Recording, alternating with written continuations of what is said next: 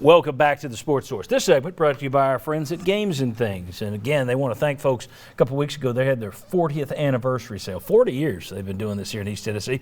They want to thank folks for coming by for their anniversary sale. But right now, if you missed that sale, that's no problem.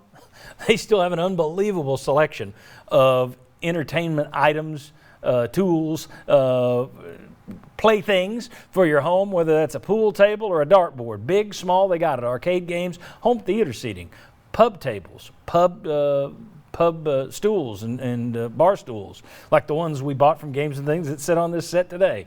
Get in touch with the folks at Games and Things, ourgameroom.com, or go down there and visit them this week. Christmas just around the corner. That's the place to go, Games and Things.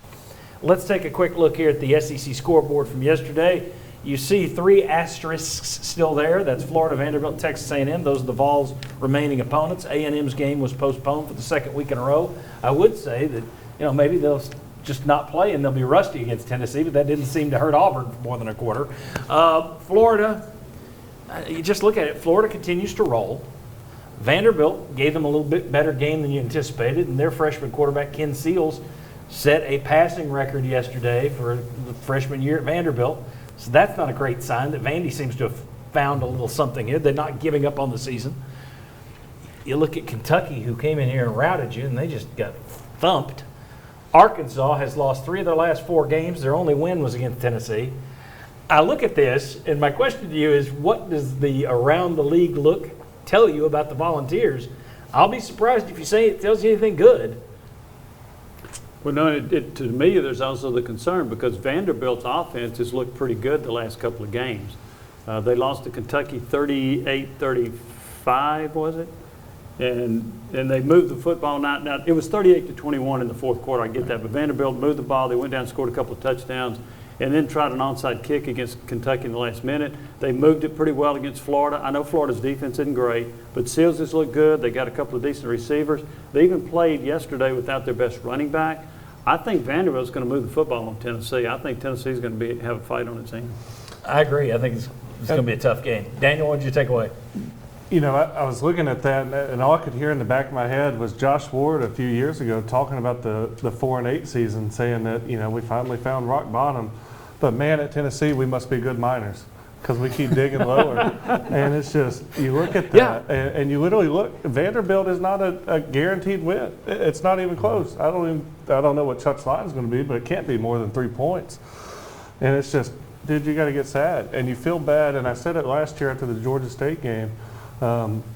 These kids get 48 opportunities most of the time, maybe 40 with the new schedule. It's almost child abuse for what we're doing to them and not progressing, not helping them get to the next level. It's great we're giving them a free education, but they came here to play football, and we should be doing more for those kids in that time period. There's no reason ever that Tennessee should be 2-8. And I think there's a lot of people that have major questions to be answered when this season's over. Sterling, you're in your orange jacket. Nobody's got a bigger all-Vol heart than you. But Vanderbilt does look like they're going to give Tennessee fits. I don't know that Tennessee can line up against anybody right now, and you'd feel confident. And basically over the last 15 years, you've been 500 with Vanderbilt. You've been on an even level with Vanderbilt over the last 15 years, which is a horrible thing for Tennessee fans and alums to say. As a former player, it definitely hurts me. But I can tell you this, what Coach Mason is doing out there at Vanderbilt, he's getting guys ready to play each week. And he's getting guys to play, like Jimmy alluded to it. They didn't have the number one offensive threat yesterday, and they still, were fighting against Florida. And they still got guys that can't play because they're testing positive for COVID. So, it's going to be a fight. I think we win. I feel we win. But because of what Coach Mason has got going on up there, he's going to get some dogs in there. And then when he starts getting those dogs in there, that's going to be able to pass the admittance test at Vandy, is he another story like the guy at Penn State right now? He's having some problems right now, but they knew what he did over there at Vandy. My thing is I'm more worried about Tennessee because as the next player and watching the season where, an unfortunate loss to Kentucky, Now we got Vandy coming up.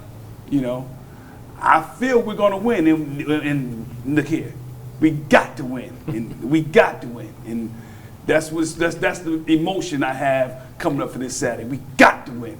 Vanderbilt's good. They're not a pushover.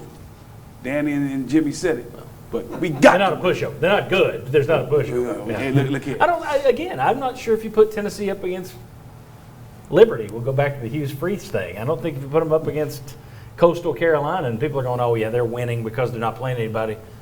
I wouldn't feel good about Tennessee playing Coastal Carolina right now or anybody at this point.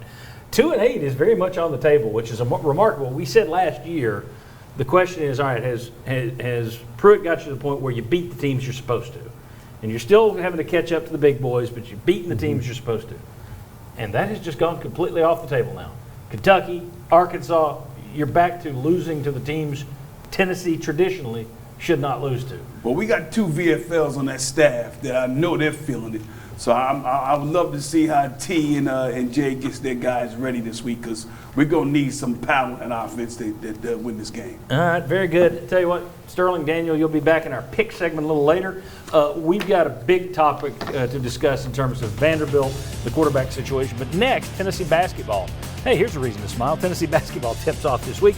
What are we most interested in seeing in these couple of early games? Then more football to come. Come on back on the Sports Show.